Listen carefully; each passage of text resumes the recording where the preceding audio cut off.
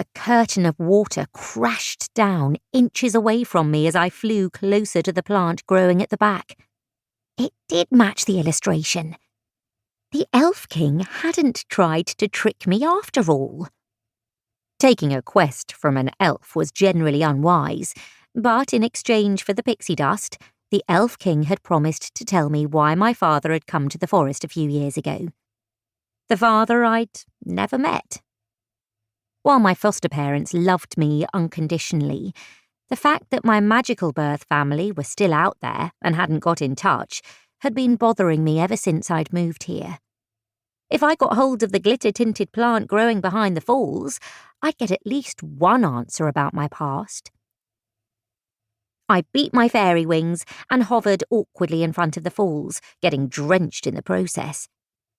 Taking a deep breath, I flew to the side of the falls, reaching higher to get into a position to pull the leaves out of the rock.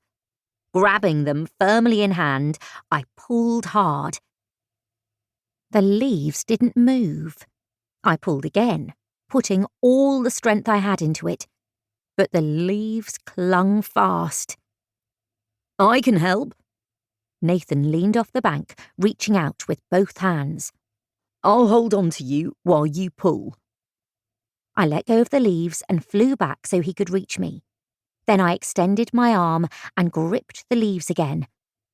"Okay, sure." He grabbed my waist and pulled.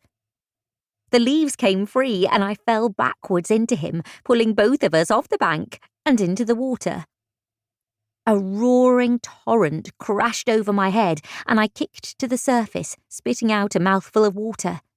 Nathan emerged a moment later. "Ah!"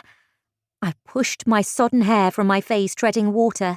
"Sorry about that." "Did you get them?" he asked, grabbing the side of the bank with one hand. "Yes." I spotted the leaves floating a few feet away and plucked them out of the water. Nathan pulled himself out, his hair plastered to his face. "Sorry." I swam to the bank, clutching the leaves in one hand. "I can't keep my balance, even with my wings." He laughed and reached out a hand to help me out of the water.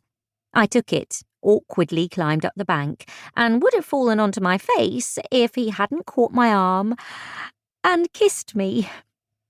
Oh, now that was worth waiting for. He pushed my soaking hair out of my eyes. "Should I not have done that?" "No, I've been waiting for a while." I grinned stupidly for a minute. My clothes were soaked, so were my wings, though I'd forgotten I was in fairy mode at all. Nathan moved back to give me some space to squeeze the water from my hair. His soaking wet clothes clung to him in a way that made me almost forget the leaves I'd dropped on the bank. I picked them up, shedding glitter. Oh no! I looked back at Nathan, who was similarly decorated. The glitter had even ended up in his hair. "I know a drying spell." I reached for my wand, which had luckily stayed in my pocket. With one wave, my clothes were dry. A moment later, so were Nathan's. "Nice job." He looked down at his newly dried clothes. "I haven't seen that one before." "Alyssa taught it to me. It's supposed to be a hair-drying spell, but it works for anything." I put my wand away. "But I'm not sure I can get rid of the glitter. You don't mind walking back to town like that?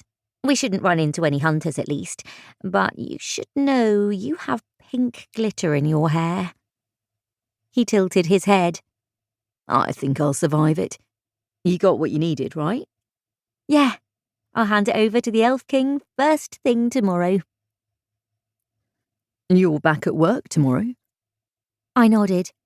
Assuming Veronica comes back to town in time. I know they found her, but I'm not sure she took a broomstick like Alyssa. My boss had been hit with a spell which caused her to impulsively run off in search of her shifter ex-husband, the same spell that had turned my best friend into a broomstick-riding daredevil. The spell was off now, and the person who'd accidentally caused it, Rebecca,